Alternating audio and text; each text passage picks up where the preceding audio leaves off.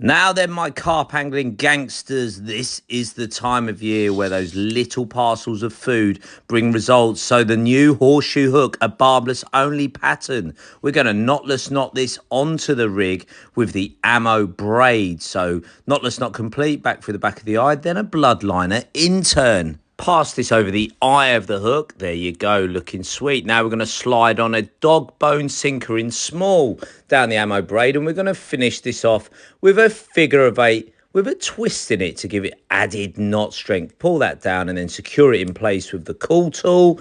Now you're going to add an eyed bait screw onto the shank of the hook, followed by the blood red long distance hook bead. Take some get flossed, thread that through the eye of the eyed bait screw. Screw on the hook bait, followed by a topper, then a red bait blob, and blob it down in place. There you go. This is your finished rig. Now, the chopsticks. Take off the lid that is also your compressing grid.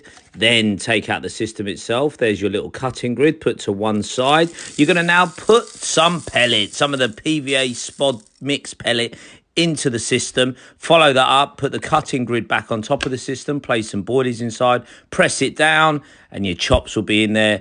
Then use the actual presser itself to make a nice bag. You can vary the size based on the situation and the range that you're fishing. Now to tie this bag nice and tight, twist it, get that knot in position and hold and pull with one hand. Don't try to pull it with both hands. You'll get a loose bag.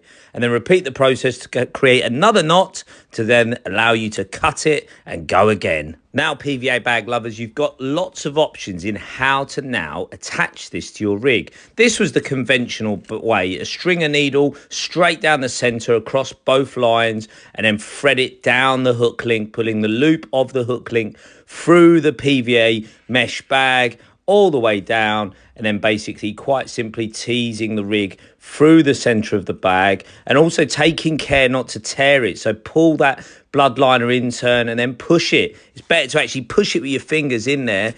So there's option 1 complete, and now what you're going to do is take a blend tungsten anti-tangle sleeve, and then you're going to slide that down the loop and in position.